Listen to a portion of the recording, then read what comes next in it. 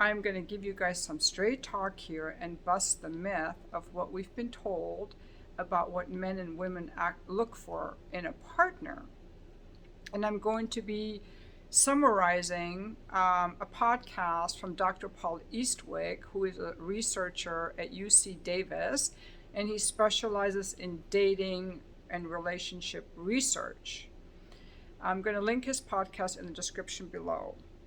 Now, what we've all heard is the classical approach to what do men want and what do women want, which is based on questionnaires that people are given or online profiles that they see, and it's a trait-based approach.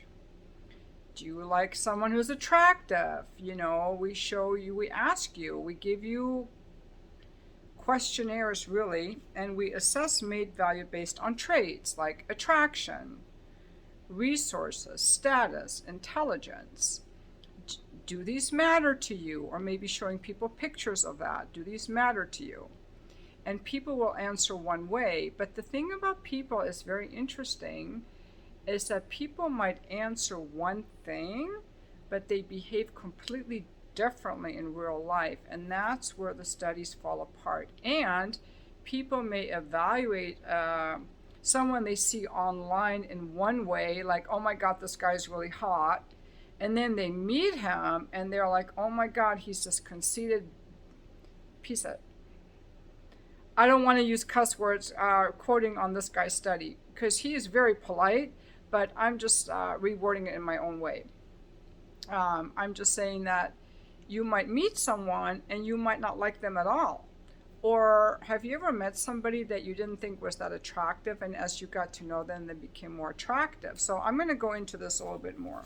So classically, mating and mate selection were treated on a traits basis, like as if there is some kind of objective reality, and as if people really know what they want based on somebody's traits. And to be honest, we still don't have any good research on what really attracts people to each other because it's hard to measure.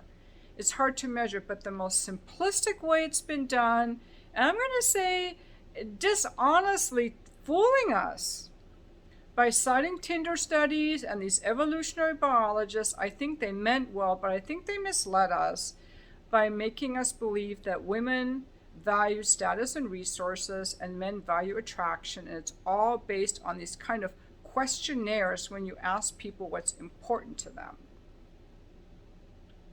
So that to me is the most basic level of research. Like it's basic, it's not real life. We need to see how people behave in real life, not just what they say on a survey. Now, these evolutionary biologists came to conclusions based not on real life couples. They're not studying real life couples, but they're giving people these traits based on these rating scales. And they came up with the conclusion that men care more about attractiveness and that women care more about status and resources. Although women actually do care about attractiveness too. So that was the questionnaire approach. Trait-based, based on traits. Now, a next step up is the functional preference approach. That means that let's study people a different way. Instead of giving them a list of qualities and asking them what's important to them, let's show them a bunch of dating profiles, see which ones they like. So people aren't trying to assess, do I like someone who's attractive? Just show them dating profiles, and then the scientists can see how important were each of these traits in the person making that choice. Like, was a woman more likely to choose a guy based on his status and resources? Was a man more likely to choose a woman based on her attractiveness, for example? And what they found was that, I'm going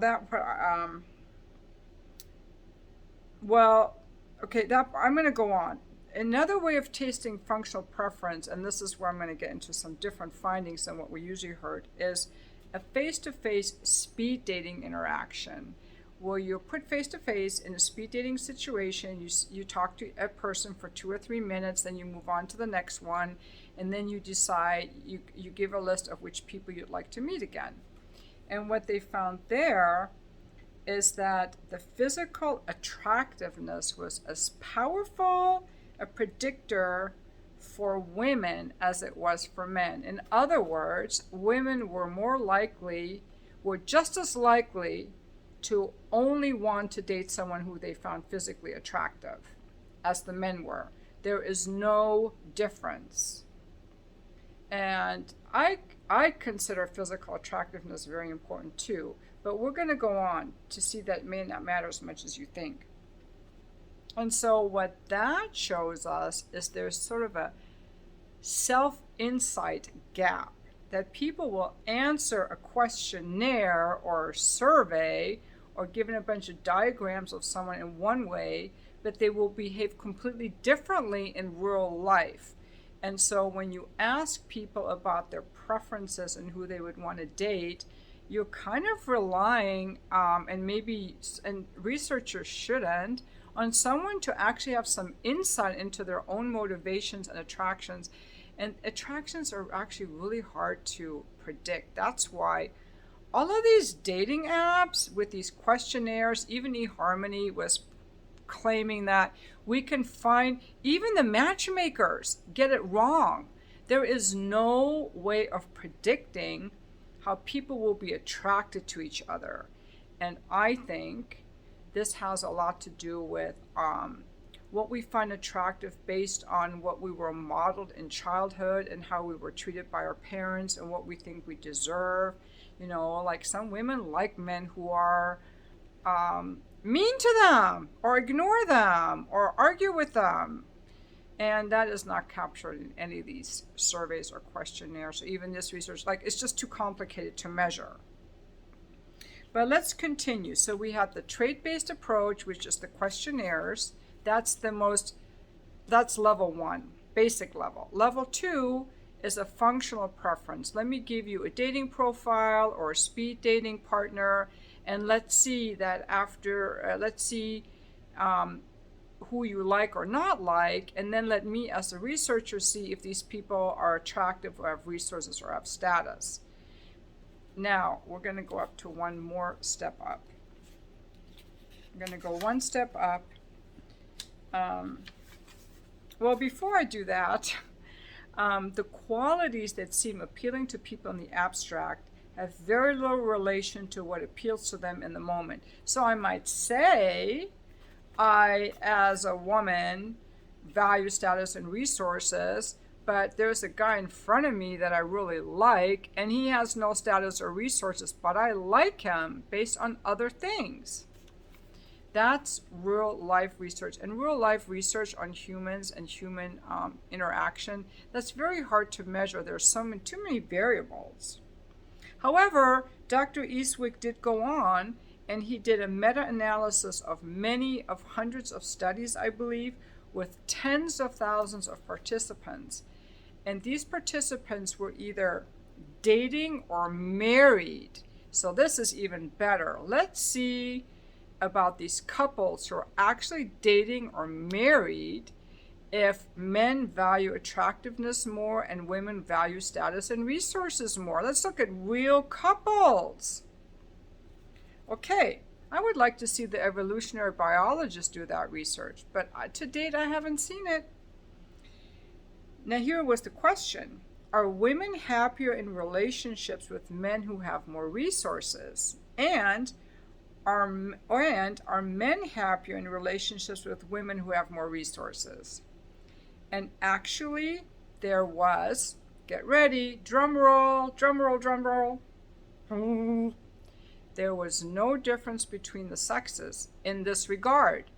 Both men and women are happier in relationships when their partner has more status and resources. That's right.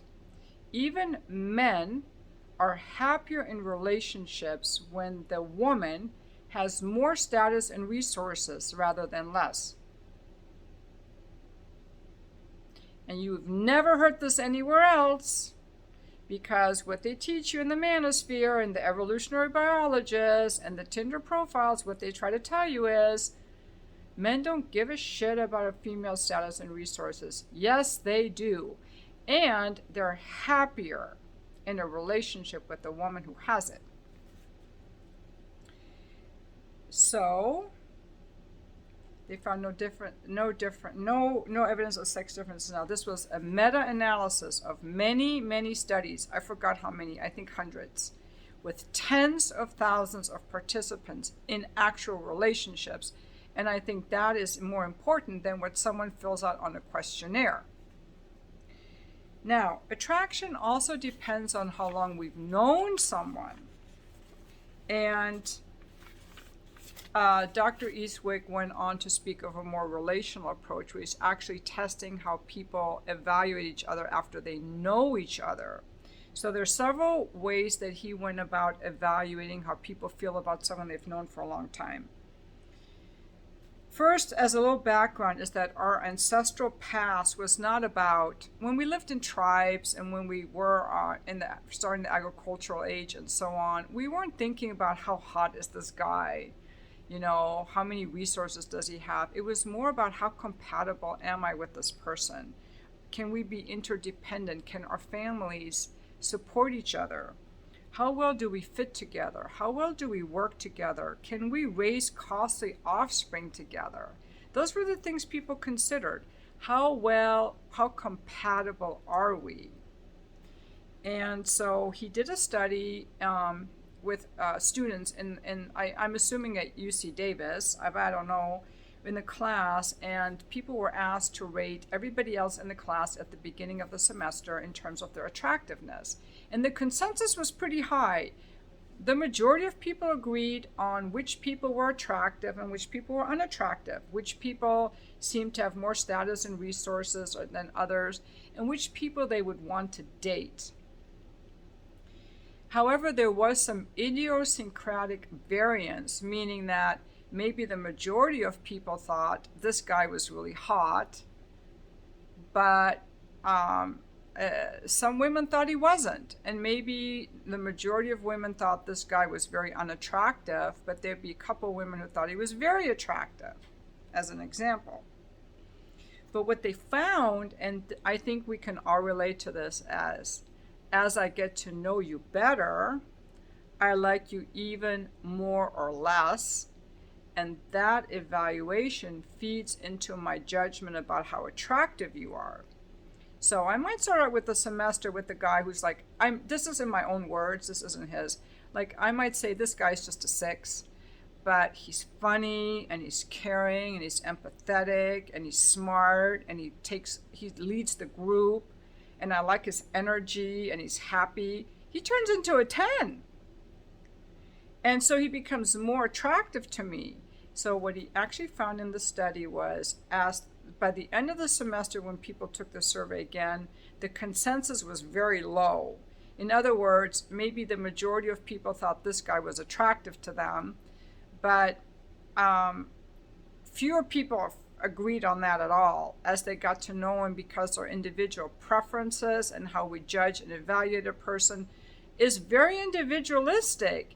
And as we get to know someone, our preferences really come out. There is no objective reality of one person who is more attractive than anyone else as we get to know people.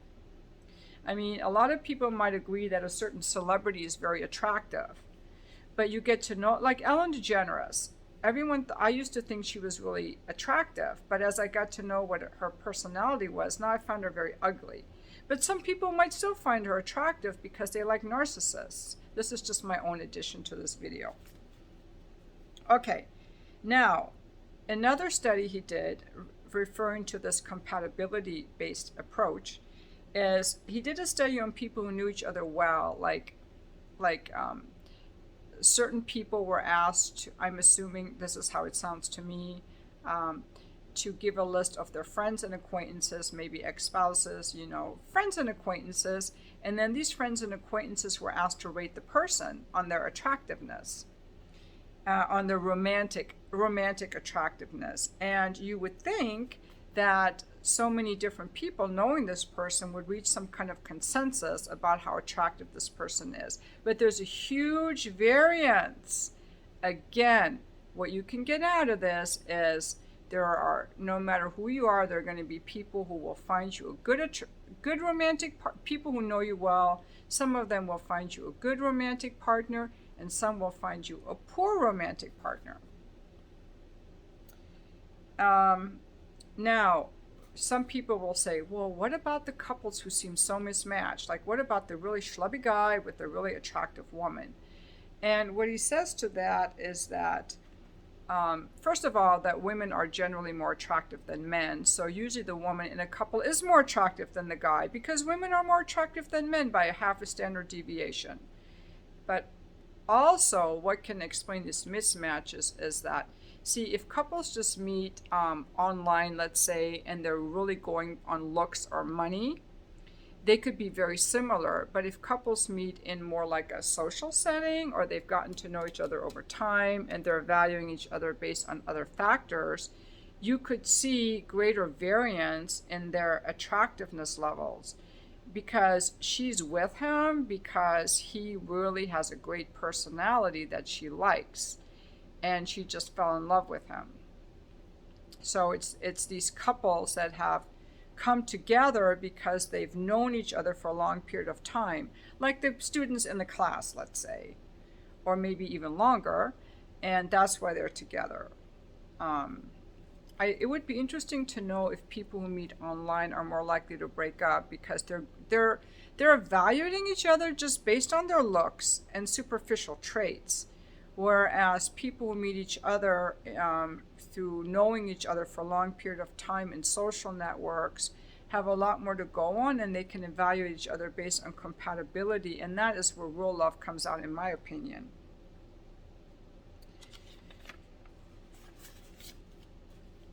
He said that people's romantic encounters, including their hookups and their relationships, mostly come out of their social networks.